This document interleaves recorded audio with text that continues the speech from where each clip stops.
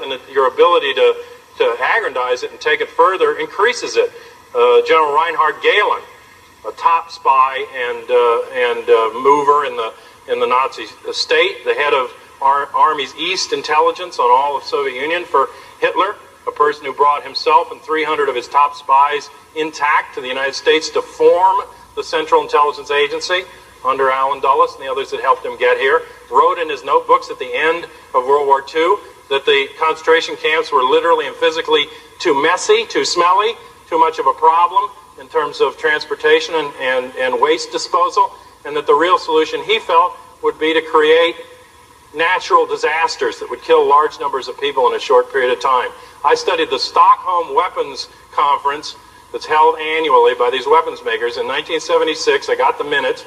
and this is 20 years ago. They were already talking about not only lights that would blind you and sounds that would deafen you from the sky, but they were also talking about the possibility of creating floods, of creating earthquakes, and other types of natural disaster by putting fluids down into the fault lines, eroding salt deposits underneath the ground so that it would collapse, exacerbating with heat from satellites, droughts in certain areas to clear out those areas for human population and move people around. And by the end of World War II, they already knew where the major